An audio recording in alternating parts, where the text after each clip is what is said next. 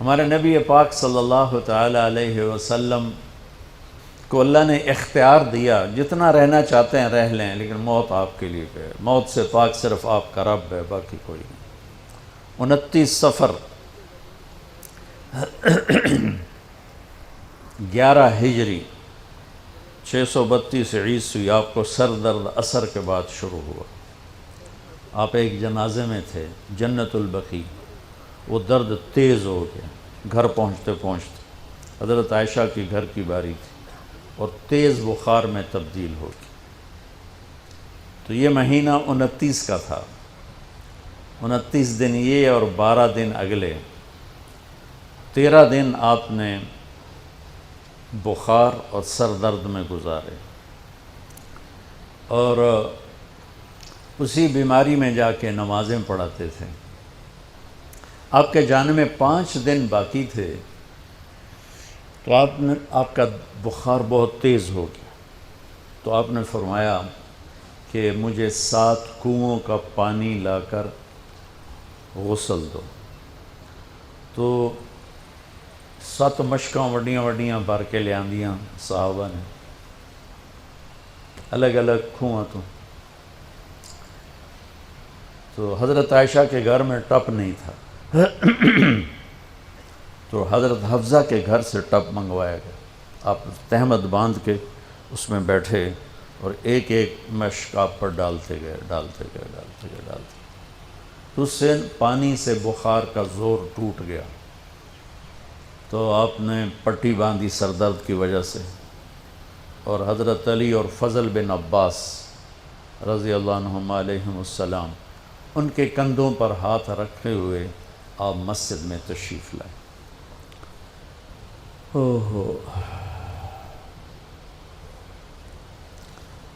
اور مسجد بھری ہوئی تھی۔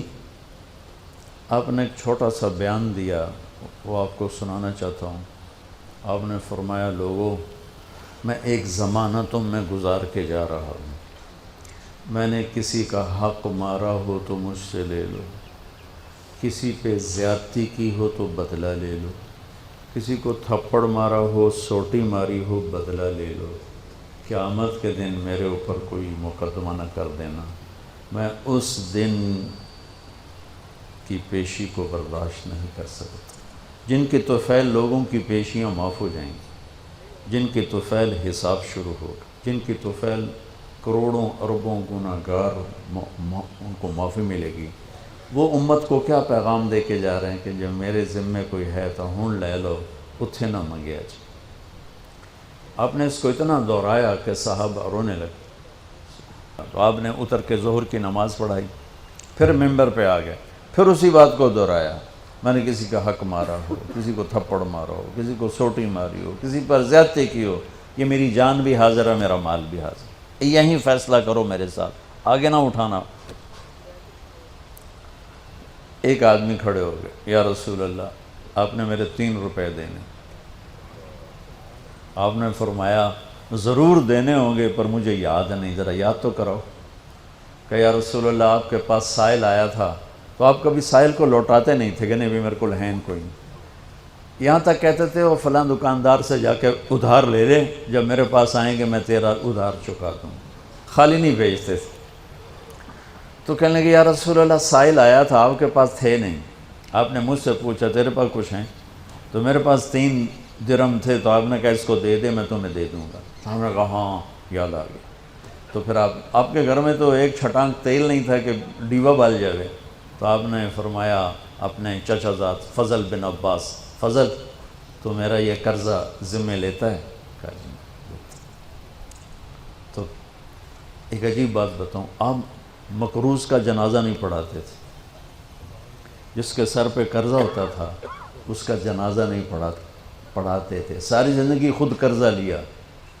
لیکن قرض لینے دینے میں انسان سے جو پھر بے اصولیاں ہوتی ہیں، اس میں جو نفرتیں پیدا ہوتی ہیں، اب دیکھتے نہیں ہو یہ فیصل آباد کے بازاروں میں روزانہ تاجر کیسے گریبان پکڑ کے ماں بہن کی گالیاں دے رہے ہوتے. میں ان تاجروں سے کہتا ہوں یا ادھار دینا بند کرو یا گالیاں دینا بند کرو. کیوں کسی کی بیٹی کی عزت کو اچھالتے ہو؟ 1,00,000 2 لاکھ کے پیچھے نہ کسی کی ماں چھوڑتے ہو نہ بہن چھوڑتے ہو. بھائی وہ حقوق کا معاملہ بہت سخت. تو میرے نبی جیسی پاک ہستی حقوق کے بارے میں کہہ رہے ہیں بھائی جو کوئی بدلہ لینا جائے اتھے ہی لے لو. تو صحابہ حاضر خدمت ہوئے، یا رسول اللہ لگتا ہے جانے کا وقت قریب ہے. تو آپ رونے لگے. آپ نے کہا میں تمہیں اللہ کے سپرد کرتا ہوں، اللہ تمہارا ساتھی اور حامی اور ناصر ہو. جمعرات کا دن عشاء کی نماز آپ پڑھانے کے لیے اٹھے اور غش آیا اور دوبارہ لیٹ گئے.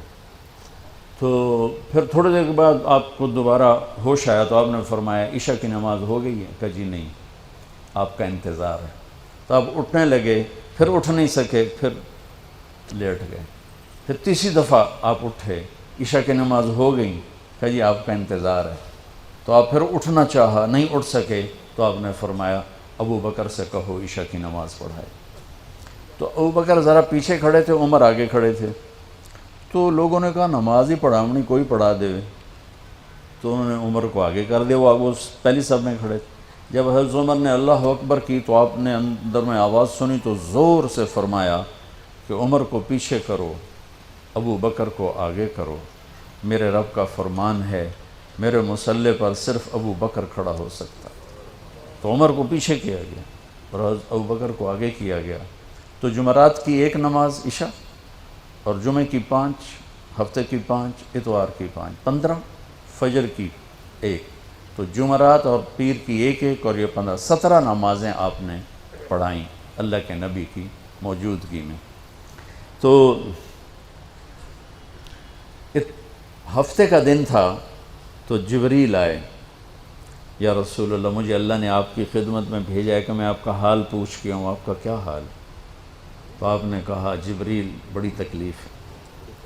اتوار کو پھر اللہ کے نبی کی خدمت میں جبریل ہے، یا رسول اللہ مجھے اللہ نے بھیجا ہے میں پوچھ کے ہوں کہ آپ کا کیا حال ہے. آپ نے کہا جبریل بڑی تکلیف ہے. پیر کے دن، ہفتے کے دن آپ ظہر کی نماز کے لیے حضرت علی اور فضل بن عباس کے کندھوں پہ ہاتھ رکھ کر آپ مسجد میں انٹر ہوئے. ابو بکر نماز پڑھا رہے تھے. تو آپ نے یہاں سے محسوس کیا کہ اللہ کے نبی انٹر ہو رہے ہیں تو وہ پیچھے ہٹنے لگے.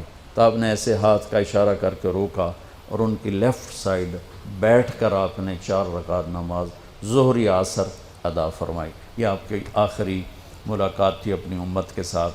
اس کے بعد آپ اللہ کی خدمت کے پاس حاضر ہو گئے. پیر کی صبح ہو آپ نے تھوڑا سا دروازہ کھول کے امت کو نماز پڑھتے دیکھا. تو جب دروازہ کھولنے کی آواز آئی تو حضرت انس فرماتے ہیں کہ سارے نمازی ایسے بھولے کہ جیسے نماز میں ہم ہیں ہی نہیں، اور سارے اللہ کے نبی کو یوں دیکھنے لگے. ایسے کسی کو یاد ہی نہیں رہے کہ ہم نماز پڑھ رہے ہیں، سب یوں دیکھ رہے ہیں. جب آپ نے دیکھا یہ تو نماز میں ہی میری طرف متوجہ ہو گئے اور نماز میں کمی آ رہی، تو آپ نے پھر پردہ گرا دیا. یہ آپ کا اور امت کا آخری دیدار تھا. تو اشراق کے بعد آپ نے یہ 7 جون سخت گرمی تھی اور 12 ربیع الاول 632 عیسوی اور 11 ہجری. تو آپ نے اپنی ساری بیگمات کو بلایا. حضرت عائشہ فرماتی ہیں میں نصیب والی ہوں کہ مات فی سحری و نحری، اللہ کے آخری نبی میری ٹھوڑی اور سینے کے درمیان اللہ کی بارگاہ میں پیش ہوئے. یہ کیفیت تھی میرے نبی کی. یہ اس طرح آپ نے اپنی بیگم کے سینے پر سر رکھا ہوا تھا اور اس طرح نیم دراز تھے آپ اس طرح. تو آپ نے اپنی ساری بیویوں کو بلایا اور ان سے ملاقات کی. کچھ نہیں بتایا کہ میں جا رہا ہوں. اس کے بعد آپ نے بیٹی فاطمہ کو بلایا اور ان سے فرمایا کہ بیٹی میں جا رہا ہوں. تو وہ رونے لگیں. تو ہم نے کہا رو نہیں، سب سے پہلے تو ہی آئے گی مجھے ملنے. 6 مہینے بعد بیٹی کا بھی انتقال ہو گیا. پھر آپ نے مولا علی کو بلایا، ان کا سر اپنی گود میں رکھا اور ان کی کمر پہ ہاتھ پھیرتے رہے اور دعا دیتے رہے، دعا. یہ سب کچھ بڑے سکون کے ساتھ ہو. آخر میں دونوں بچوں کو بلایا، حسن حسین، جن میں آپ کی جان اٹکی ہوتی. اب فرمایا کرتے تھے میری آنکھوں کی ٹھنڈک، میرے دو پھول، میری دنیا کی بہار، میرے جگر کے ٹکڑے. تو آخر میں دونوں بچے بلائے اور یوں جو لیا نا سینے سے لگا تو ساتھ ہی آنسو سے شروع ہو.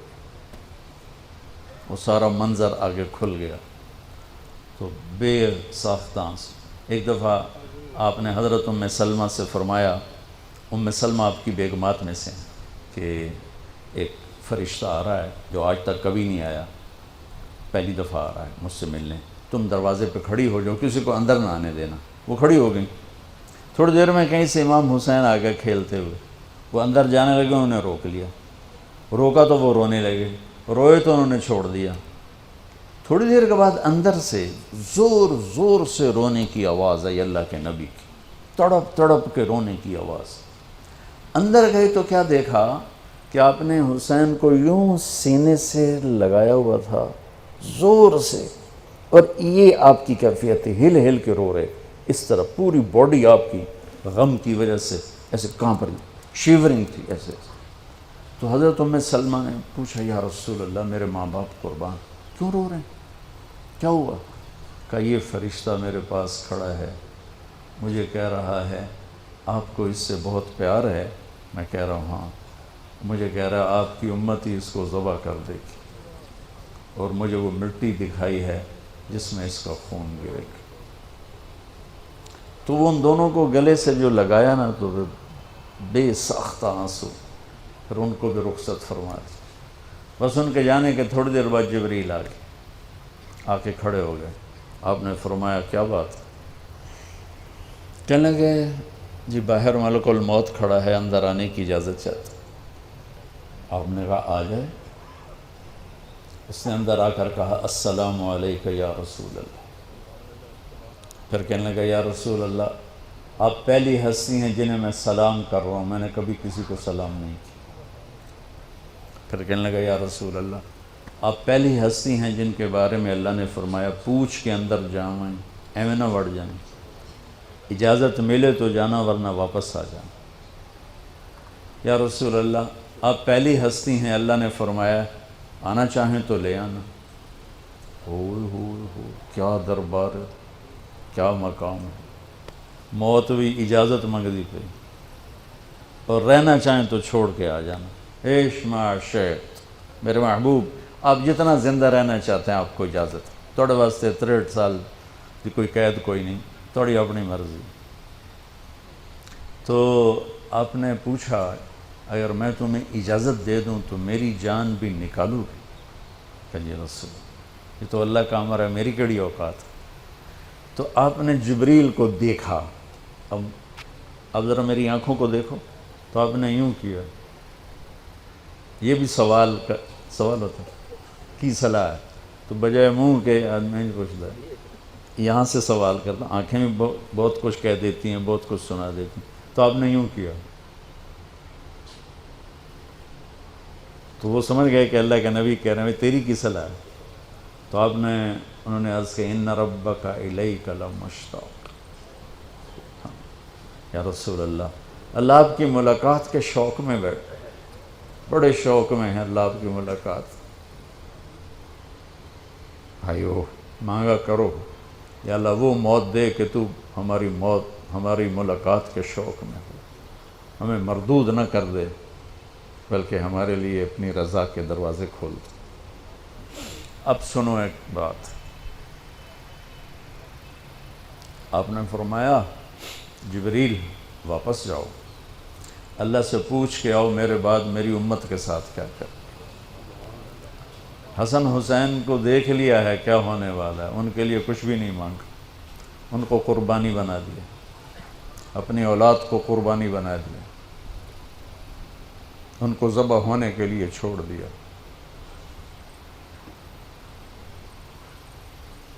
اور تمہارے لیے ہاتھ اٹھا دیا کہ پوچھ کے آ پہلے میرے بعد میری امت کے ساتھ کیا کرے.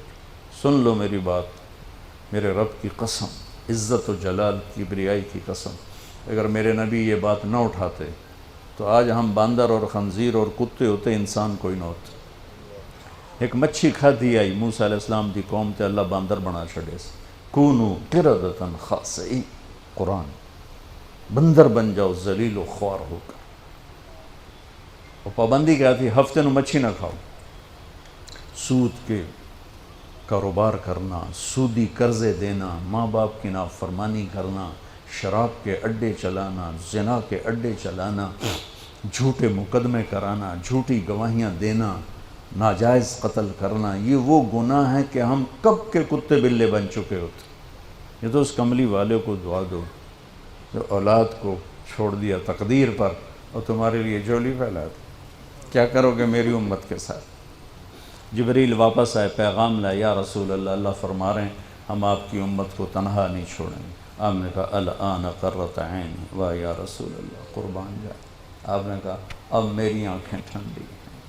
اللہم الرفیق الاعلی، یا اللہ ہوں بلا، میں آمن تیار۔